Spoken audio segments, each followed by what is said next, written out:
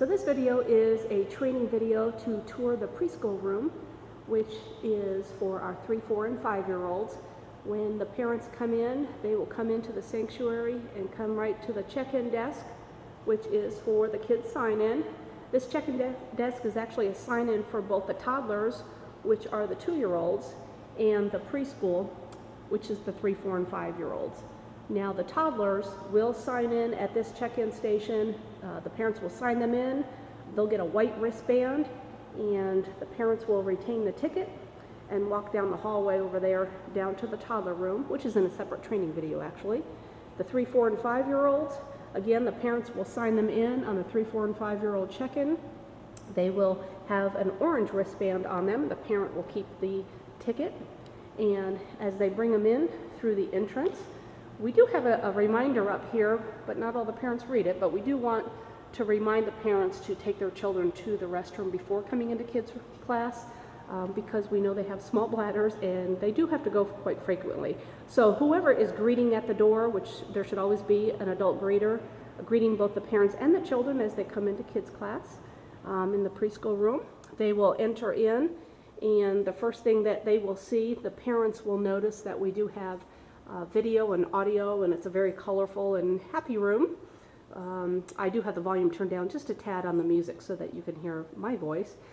The flat screen TV is always going to be playing at a low volume with the closed caption on, and this video is a loop of our Superbook videos so that the parents can see that they are watching videos of Jesus and Moses and David and all the other Christian book story favorites.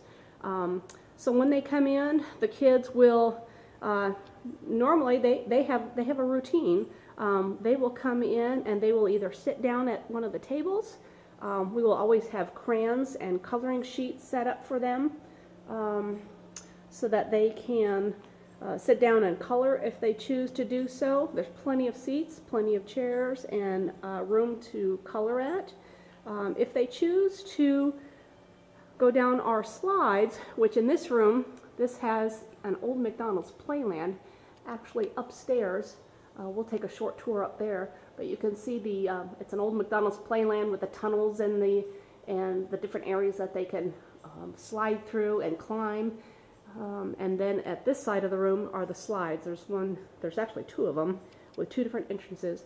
We do have the netting atop of the exits when these slides are not in use, because we do have some children that are wanting to climb up the slides.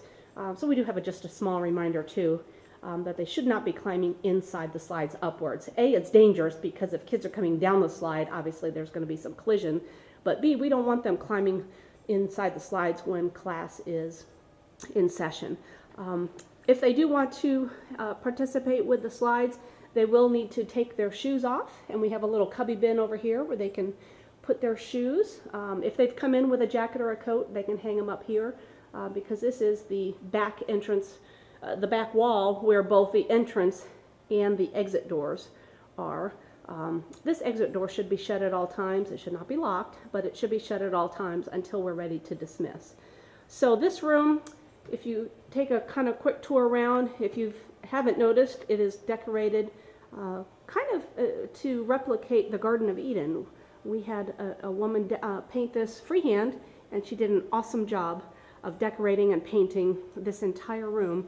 So if you haven't had a chance to take in the detail, it is a wonderful, wonderful area of artistic expression, and we enjoy it. The kids enjoy it. Sometimes when there's new kids in the classroom, you can take them for a tour and kind of point out some of the animals and some of the different things that they can look at up on the walls. Again, so I'm standing on the stage right now, so looking back and up, there's where you can see a little bit more of the playland and the tunnels. Everything is caged in and safety sealed with padding or with zip ties and netting, so there's very, very little room for safety issues being a concern. But of course, kids are kids, and they'll slide and run, and we, of course, have rules that there's no running in this classroom. There's plenty of room to do that, but we discourage it because as you'll see, some of the poles here in the room are decorated as trees. They are steel beams, and we've had several kids running into them. They may look like soft palm trees and coconut trees, but they're hard and solid. So we do have rules that are read each and every week before each class, which reminds the kids what our rules are and why we're here. We do ask that the teachers remind the kids every week what those rules are. So different areas of the room include a stack of books that they can look through. And again, this is more towards the first 15 minutes of the class. They have free time to play with Legos and blocks. We have a train set over here that the kids like to put together the tracks. This particular room right here, the door leads to the nursery. We do keep it closed at all times. That's in the event of an emergency and they need to evacuate. And there's an emergency exit right here at the end of the hall that's unlocked, and security will keep track of it. But if we need to exit outside the building in the case of an emergency, that's where one of the exits we can go to. Again, further moving on, there's a play center for a kitchen area. The kids love this area. We do have some cabinets for storage. This particular cabinet does have a lock on it because it is for cleaning supplies. And we do have like extra glue and extra balls and stuff, but this is the cabinet that you would access at the end of service when we ask that you wipe things down. There's some crayon remover and paper towels and disinfectants, and there's extra glue bottles, and there's some extra games in here that we will use from time to time, but mainly this is for getting access to cleaners for the tables. We do ask that the tables are wiped down each night, especially if there are crayon marks all over them. Now this storage cabinet does have a lock and a latch on it, but the lock is normally not latched during service time so that you have access to it, but the lock stays on it so the kids don't have easy access. Again, here is one of the exits to the slides, and it kind of goes up and up. Back towards the back of the room again. I'm going to swing over to the side to these other storage cabinets.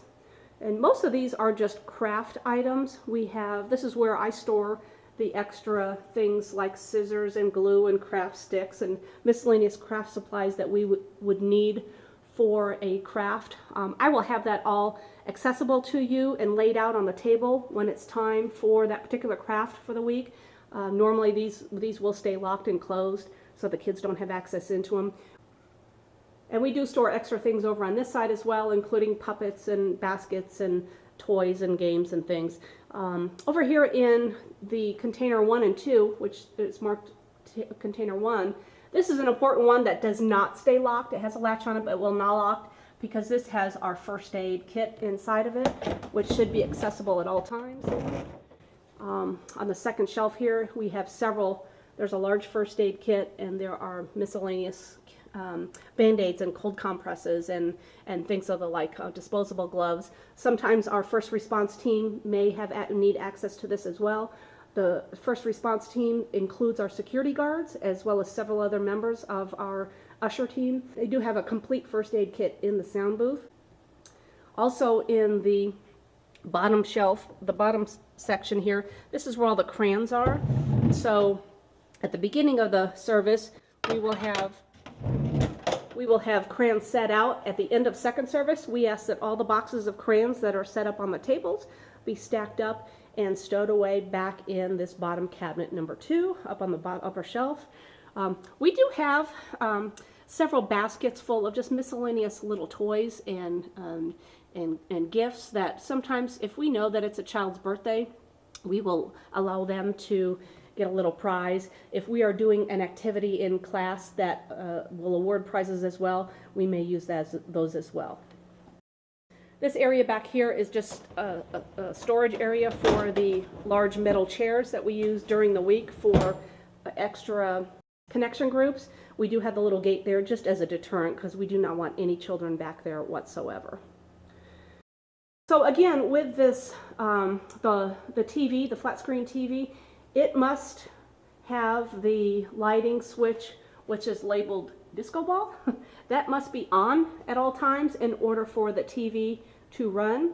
Now when you are doing class time and you want it to be a little bit darker, you can dim the room by dimming this switch, and these backlights will come off. Now the disco ball stays on. If you choose to turn that off, you can do so, but just keep in mind that the TV goes off as well. And I will show you how to get that turned back on again.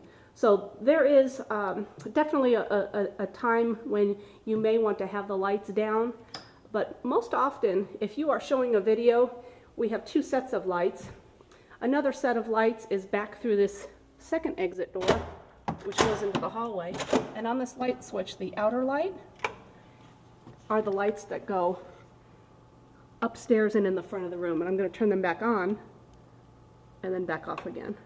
So when you're showing a video in class, these are probably the lights that you want to turn off. You more than likely should have these backlights on so that it's not completely dark in here. Okay, so when you've turned the disco light off and now you need to turn the TV back on, the TV should be playing at all times. If you inadvertently shut the disco ball off, then when you're ready to turn it back on, please turn that back on. There is a remote for the TV, which I'll show you where that is in a minute. It's a black remote with a blue power button. You'll want to change the TV will automatically turn on as a PC, and you'll have to change the TV video option on the remote. Just hit it once for it to be a DVD. And then it should start playing the Superbook video once again. So the remote for the TV will come back here in our little sound booth.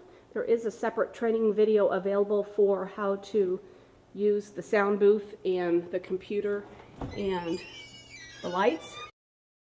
This remote for the TV does end up in the back of the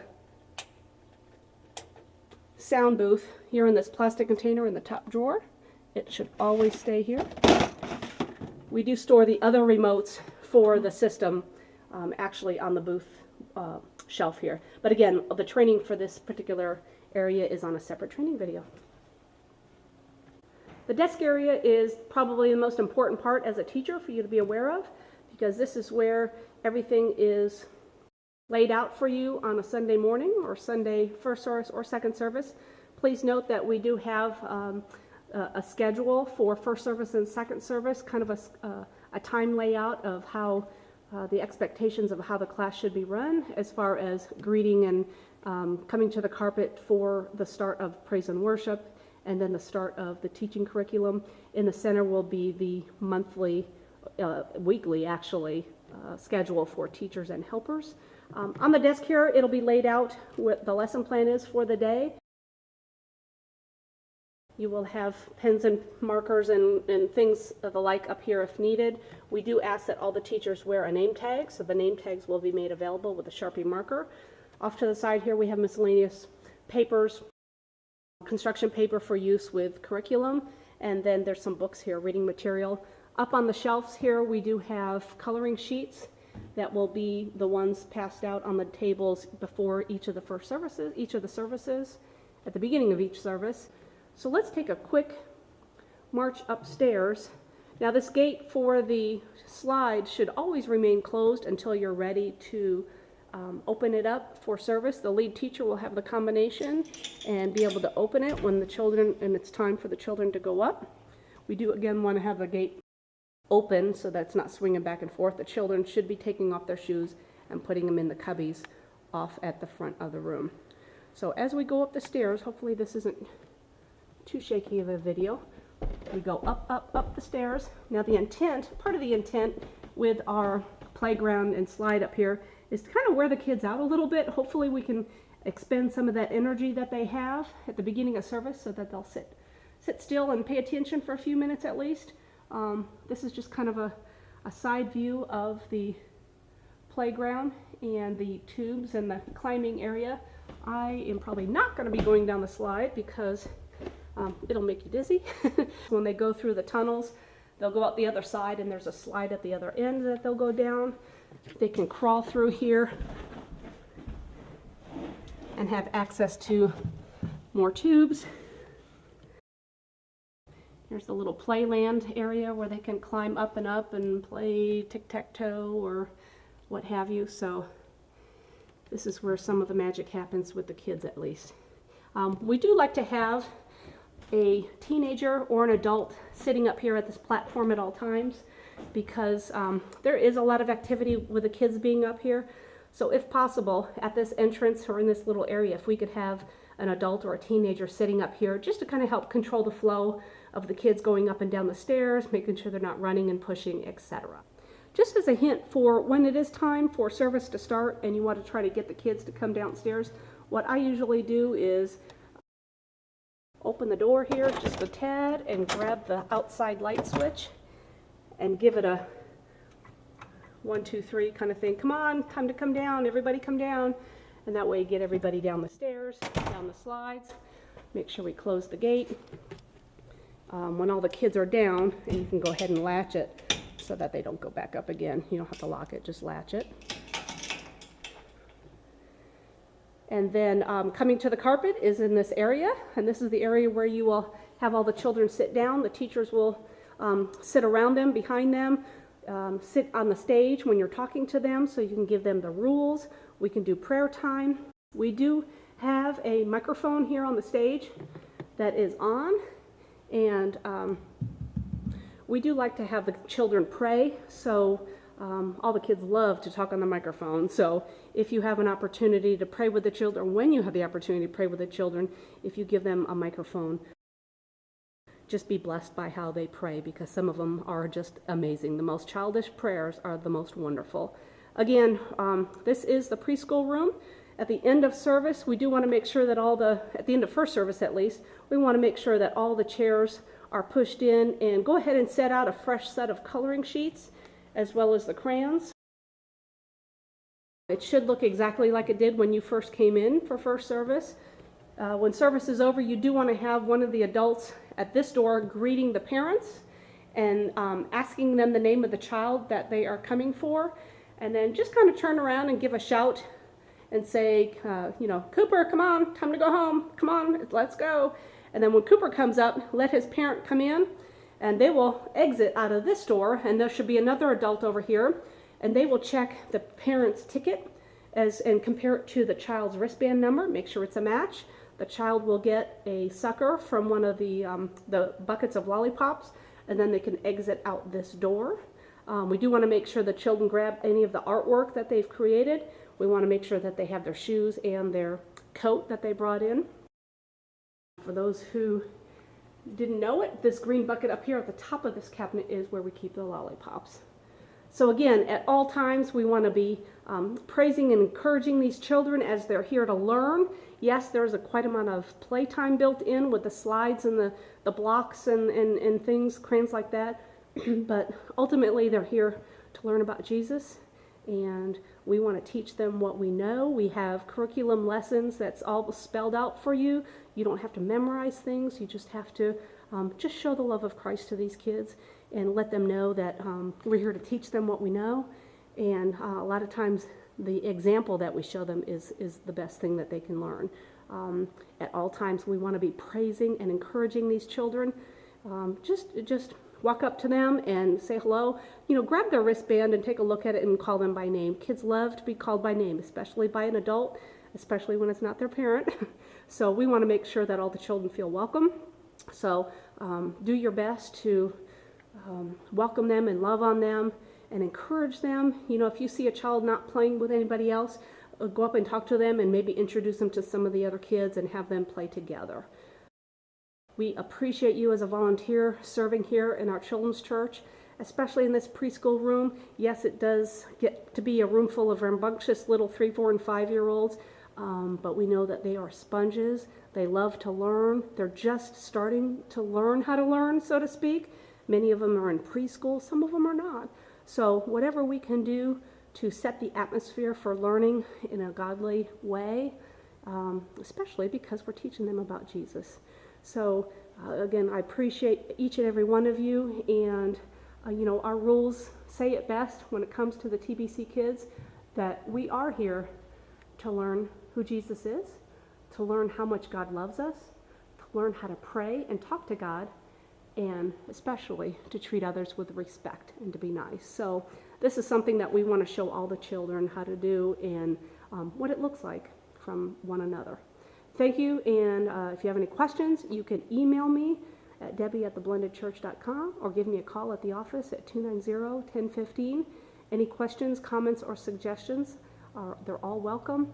God bless you and have a wonderful day.